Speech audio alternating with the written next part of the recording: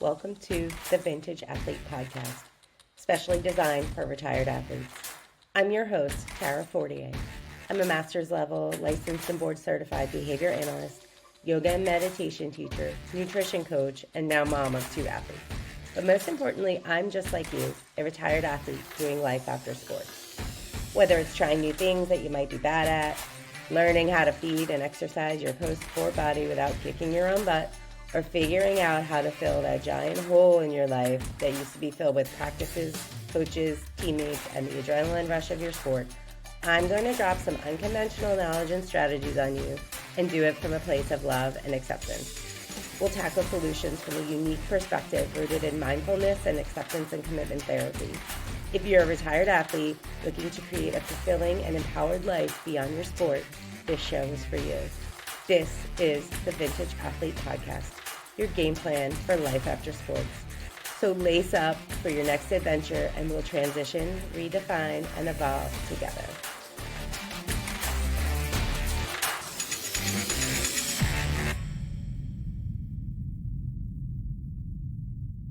Hi, everyone. Welcome back to another episode of the Vintage Athlete Podcast. In this week's episode, I wanted to talk about some takeaways that I have from a 50-hour in-person yoga teacher training that I did. I'm now 2 weeks post attending this training, and it was the very first 50-hour inside flow teacher training on US soil. I was hoping to record this sooner, but life happens. And before I could record this, I needed to bring my daughter to an out-of-state gymnastics camp. Often as a parent, especially one of a competitive athlete, you need to put your own plans on hold so that your kids can experience theirs. So former athletes out there whose parents drove all over town, all over the state, or went all over the country to make sure that you attended your games, camps, tournaments, or whatever it was that you needed to go to, take a moment to thank them, because I'm sure there's something else they needed or wanted to do, and they put it aside for you. They made this sacrifice happily, and we're grateful for the opportunity to spend time with you and to see you succeed. But it can be a lot sometimes. And so I found myself having to put recording this podcast on hold because I needed to be present for my daughter. And so it's a little bit after when I wanted to record it, but here I am. So on to business. This 50-hour in-person training, it was an amazing experience.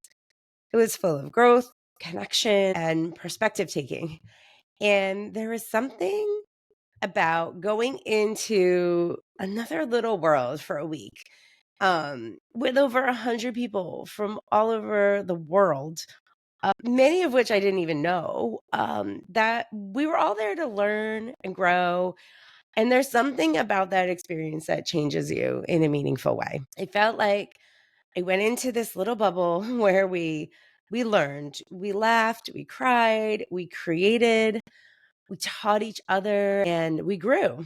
And by the end of the week, when I crawled out of this little bubble and I rubbed my eyes and I took a big stretch, I emerged from my nice little cocoon with a new perspective and some really nice life lessons that I thought were particularly appropriate to share with former and retired athletes. So, for this episode, I want to share some of that with you, hoping that you can learn and benefit from it too. So, I think it would first be helpful if I explained what inside flow is and why I love it and why I teach it. So, I discovered inside flow probably about a year and a half to 2 years ago.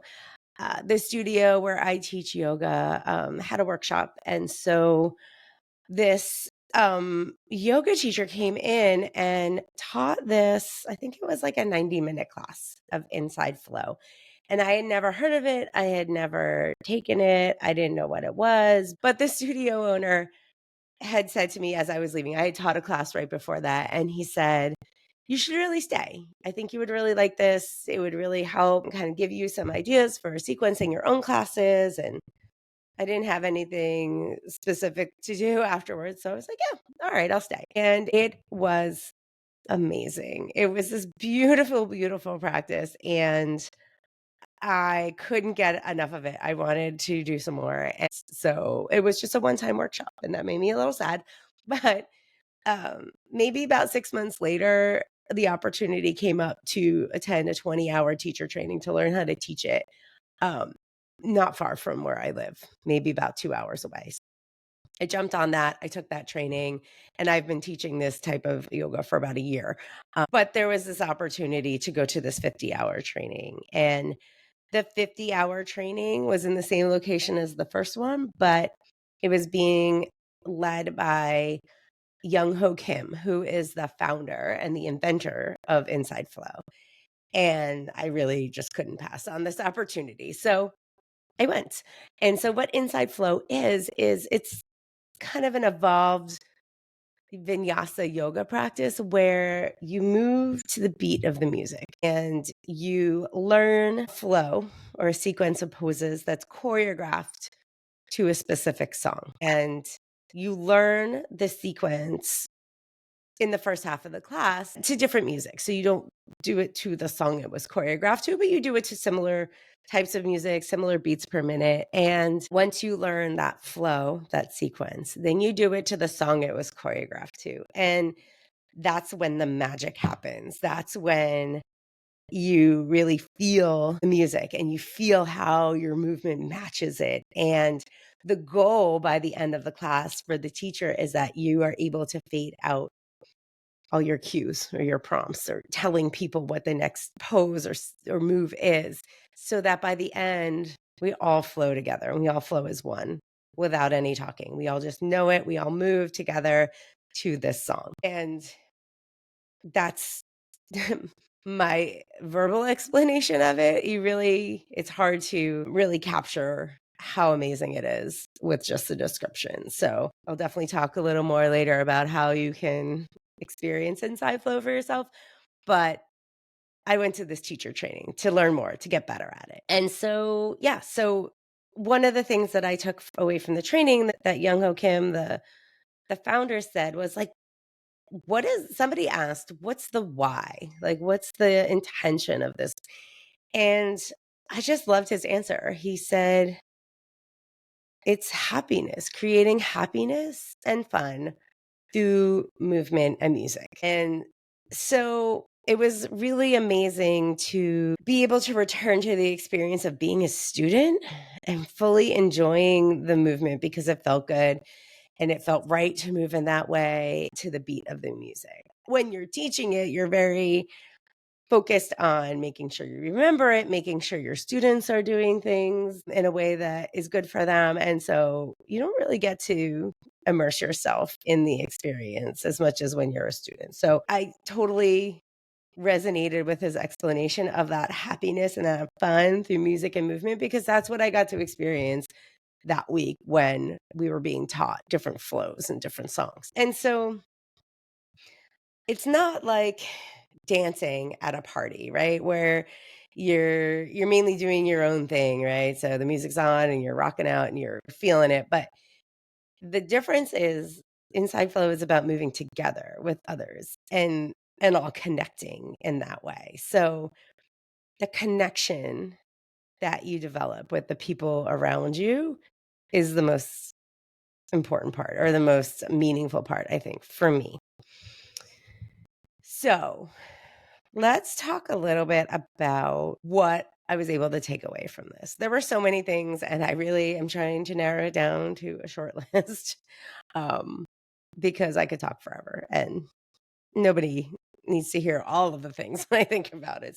I'm going to boil it down to the most valuable and the most meaningful things that I think are important for you as a former or retired athlete. The first thing I want to talk about with regard to things that I took away from this training that are applicable to retired athletes is the idea of getting comfortable being uncomfortable. And I had the opportunity to do just that at this training. Even though I've been teaching it for a year, I there was opportunities to kind of take my teaching a little bit further. So as I mentioned before, Inside Flow is about teaching a choreographed flow to a specific song. So because I've been teaching for a little while, I've had ideas about making up a flow or this series of postures choreographed to a song. And I had this specific song that was really meaningful to me. And so I really wanted to create a flow for it. And I did that. Over the last few months. I created this flow and practiced it and learned it, memorized it. And so there's something in these trainings, it's called Flow Factory. And so what that is people who have choreographed flows, they show it to the teachers and the trainers there, and then they critique it or they improve it. They make changes to it. They kind of rework it if it needs to be reworked, and then it becomes approved. And so when you have a flow approved, it means that you can put it on the resource page for all the other teachers. Other teachers can teach it to their classes. So I had made it a goal for myself to do this at this training, and I submitted the song that I had a flow to, and it got chosen, and it got chosen first out of all of the other people there. It was the first uh, song that was done at Flow Factory. And so what that involves is you get up on the stage all by yourself in front of all the people there, which was over 100, and a lot of people that are amazing, talented, long-term teachers. And so I did it. I got up there, I did my flow, and they had good things to say about it. They had things that needed to be changed, and I went with it because obviously that's why I was there. And so but it was scary. It was stressful because then as they're changing things, they're telling you what to do and what to change, and then you're supposed to do it with them.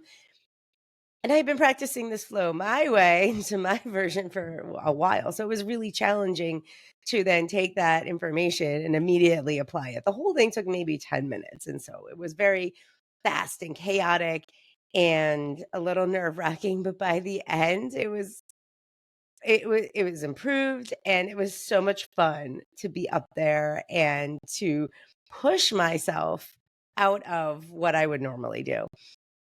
So as a result, my flow was the first one approved on US soil.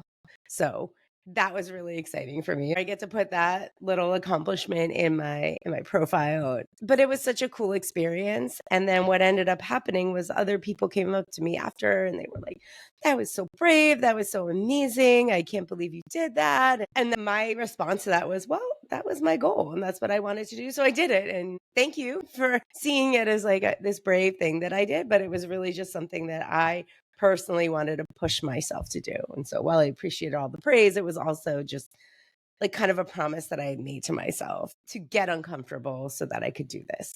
So it was such a good experience. And had I kind of hemmed and hawed and been like, I don't know if I'm ready for this, and, listen to all those thoughts that kept popping into my brain, and not just recognizing that those were thoughts and those were normal, and I didn't have to listen to them, I probably wouldn't have done it. So get comfortable being uncomfortable, especially when it comes to new things, when it comes to things that maybe you're not that familiar with. Because if you don't, you might be missing out on amazing opportunities and amazing accomplishments and things that outside of your sport you never knew you could do. So, my takeaway from that was be comfortable being uncomfortable because a lot of the times that you do this, the results are amazing, right? And you get to do something incredible. So, takeaway number one, get comfortable being uncomfortable. So, takeaway number two, that I think is really important, is to recognize that you never know someone else's story or what they've been through. You don't know what you don't know. So, it's important to keep that in mind with your interactions with people. One of the parts of this practice and taking Insight Flow classes is that once you do the flow, the series to the actual song was choreographed to, then you take a little bit of time in class to reflect on what it means and what you can learn from it as the teacher. And then you also ask your students to do the same. And so us learning these different flows and these different sequences when we were there was that the person that was teaching it to us did that. We call it storytelling. And so there were many, many people, because we did group flows with the other trainees, that did storytelling and talked about how they related to these different songs and the emotions that they had. And some of the stories that people told were, they were surprising, they were shocking, they were heartwarming, but they weren't things I would have ever known or ever assumed about somebody. So it was really important to recognize that somebody that you think has it all together and that is doing these amazing things, they probably have a struggle behind all of that they're dealing with. And so it was an opportunity to really be mindful of that and recognize that, so that we're open-minded, right? And we're welcoming of everybody and what they're going through. So that became really obvious to me, the more stories that I listened to from other inside flow teachers. So as far as former athletes go, I think that that's really important to keep in mind, that we need to recognize that not everybody has had the same experience as us. As athletes, we've had a very unique experience, and people may not always understand that, or they may not have had that experience. Maybe their teenage years or their, young adult years where you were hardcore in your sport, they had a very different experience, and they're going to approach the world in a very different way. It doesn't mean that you can't connect with those people and that you can't have a meaningful interaction with them. So just keep that in mind. And even among other athletes, not every athlete's story is different. Everyone's been through something different. Every sport is different. Every coach is different. So just take away the idea that you don't know what somebody's been through, right? And you only get to see the surface level of what they choose to show you when they're around you.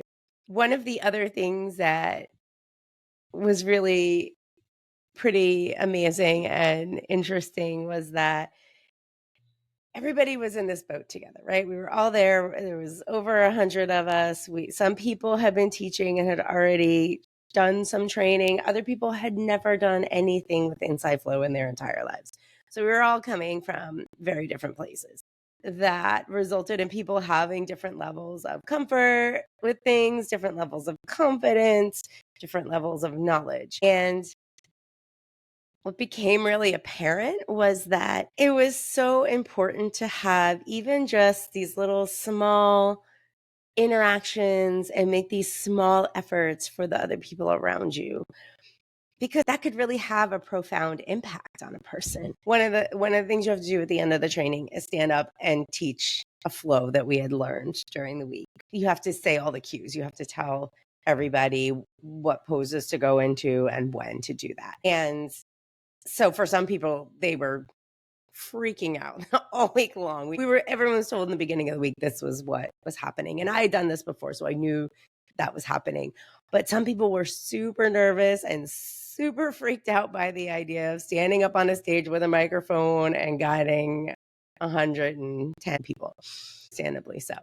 And so one of the teachers that had been there who had already been teaching, she was talking to another person who this was kind of new to them. And so the person who was really nervous about this process, her name was Rhonda. And so kind of in a joking way, this other teacher had said, "Oh, Rhonda Wild." And so one of the poses, or one of the moves in Inside Flow is called Ronde, like the dance name, Ronde Wild.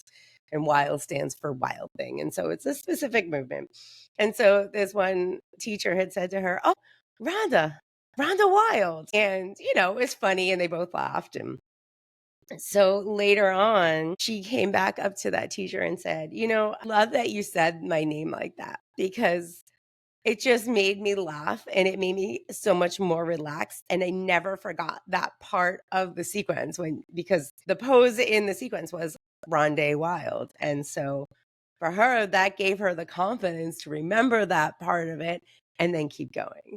And it was such a small action. It was such a small thing that was just really meant as like fun and funny and good natured. And it ended up having such a positive impact on this person. So anything that you do, anything that you say can really have a huge effect on somebody. And so to be mindful of that and take those moments to make that effort is so important. I think that's something that we can all take away from this and apply to our life, either regarding post sport life or just life in general. So yeah, you never know what your efforts and your interactions are going to do for another person. One of the other things that stuck out was that when people need support, we need to lift them up. And this all ties together because we never know what their story is. And so there was this one woman who just really had an effect on so many of us there. And we had this really just beautiful moment during the training where so she had told her story during a flow that we had done, like we all got broken up into groups. And so her group did this flow and she was the person that was chosen to do storytelling. And so in a nutshell, her story was that she had lived kind of in this isolated little charming town where everything was lovely and she had been married for a very long time, had little exposure to a lot of other things. She just kind of lived in this nice little bubble, we'll call it. And so she started to have some trouble in her marriage and then her mother got sick and so she had to kind of leave that little place that she had been for so long to help take care of her mother. And her husband was very unsupportive of that, gave her a really hard time about it. And so, that was kind of the beginning of the end of their marriage. Their marriage ended up falling apart and they got divorced. And now she's kind of all on her own and she's just been living in this little bubble for all this time. And so for her to come to this training by herself with a bunch of other women that she didn't know and learn something new, huge for her. Talk about being uncomfortable. And she told us this story and we were all just like, wow, we had no idea. Like she seemed kind of shy and reserved and we had no idea that that's where that was coming from. So fast forward to the end of the training where we're all doing our exam where we have to take the microphone and teach a sequence. And she is petrified. Like you can just see it on her face. She is white as a ghost. She's so scared to do this. She actually came in with one of the trainers who had taken her aside and worked with her one-on-one and tried to give her some pointers and build up her confidence, and which was amazing in of itself. So it was her turn to go. She walked in holding hands with this trainer. And she walked her up on stage and she took the microphone and she was just so nervous still. And so, but we were like, come on, you can do it. And we all started cheering for her. And then the music started and she started cueing and she made a couple mistakes in the beginning. And so when that happens, they just stop the music and you just start over again. And so that happened and she was still struggling. And so what ended up happening was because we knew the flows so well, we had been doing them all week, people started just like shouting out the cues for her. And then she would say them in the microphone and and then eventually the whole room was doing it. And all of us were just like, you got this, you can do this, you are here for this reason. You took that leap and we are 100% here to support you. And so by the end, the whole room was helping her get through this song. And it was really just like this beautiful moment to make somebody feel worthy and feel confident and feel supported. Somebody we barely knew, but that's what she needed in that moment. And so I think we've all, as athletes, had the experience where we need extra support, right? Or we need somebody to pump us up, or we need somebody to be like, it's okay, I got you. it's important to be that for other people too. I think we get so caught up in our own stuff and our own drama. And in sports, it's all about competition, right? And being the best. And this just wasn't the time for that. Really, you were supposed to go through the song and do it all on your own and have your timing perfect. And she ended up passing her exam, even though it didn't necessarily meet the criteria. That's what that woman needed in her life. When she went up on the stage and did her group flow with everybody else, you could just see it on her face. She was just smiling. And then when she's out in the microphone, she looked out and she was like, "You all just look so beautiful. I can't believe I'm here." Like it was heartwarming. And it was so amazing to create that for another person. And so I think that's something that we can all be mindful of. We can all kind of bring that to our awareness that when people need lifting up, do that for them. It's not always about what we need and what, our own struggles and what's going to benefit us. That's what she needed in that moment. And that's what we did. So, yeah, that one just really resonated with me. I just took that one with me and like put it in my heart and kept it there. So, that's one of my other warm and fuzzy stories from this training. The other thing that I think is really important to recognize for former and retired athletes is to start finding movement for your body that feels good, that you enjoy. There's something about this practice that it feels good to move with the beat, to just do a movement that reflects the lyric of the song or the emotion or the meaning of the song. It was just like moving because it feels good is just good medicine for your body and your mind. And going there, I was like, wow, how am I going to do this? It was a week long. Like this was all day for 7 days. And I'm clearly not as young as I used to be, especially not as an athlete. And I've got all sorts of residual aches and pains in my head. I was like, oh, how am I going to do this? Like, I'm going to be hurting by the end of the week. And then I stopped and recognized that those are thoughts, right? Those are those things that I'm telling myself that are taking away from this amazing experience that I got to have. And so the movement and the practice felt amazing. It wasn't easy. None of it is easy. It's not an easy practice. You do one class and you are sweating. You are like working every muscle in your body, but it feels joyful. And so to be able to do something, practice in a way that I can find joy in movement rather than doing it for an outside purpose of like staying fit or because my Apple Watch told me I got to get up and move or whatever it is. There's some other outcome that I'm going for. It was so freeing. It really was. We all need to find something like that in our lives, especially as athletes, because our movement and our training and our fitness and all the things that we do are always for a specific purpose. And so we always had an outcome in mind. Even now, as we're older, it's like, well, I want to stay fit and I want to stay strong and I want to maintain my weight and I want to do all these things. And that's why I go to the gym or I do all these workouts that I may or may not like and that I may or may not enjoy, doing it for a reason. And when I found Inside Flow, it was like a light bulb went off for me that I do this because it feels amazing. And both in my body and in my heart, like there's just this emotion that you get to experience when you take these classes and you get to connect with other people. Like I said before, one of the goals is to move as one, right? Everybody to just move together without having somebody tell them what to do. And when you do that, you're connected to everybody around you. And it's just such a joyful experience. And don't get me wrong, some of the songs can be emotional, they can be heavy. There was definitely crying.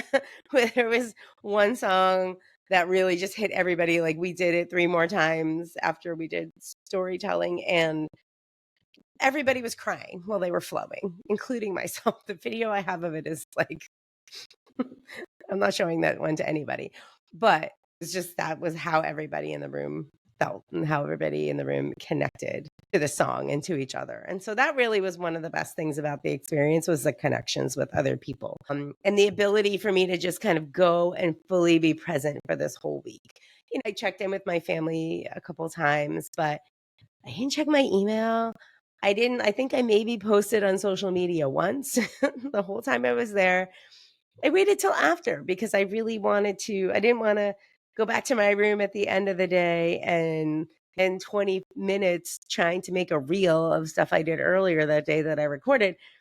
I wanted to go interact with the people that I had spent time with all day and have dinner with them or sit in the jacuzzi with them and talk some more. And it was really easy to be present and mindful in those moments. And when we can be present and mindful for experiences throughout our days, throughout our weeks, throughout our life, we get so much more out of that, right? And it's just so much more of a rewarding experience. So those are my takeaways from Inside Flow. If you would like to learn more about it or you're interested in taking a class, please connect with me on Instagram because now I have connections to Inside Flow teachers all over the country and all over the world. So there's, it's growing in popularity here in the US. And so if you're interested in bringing that into your life and seeing what it's all about, I would love, love, love to connect you with that. So please follow me on Instagram.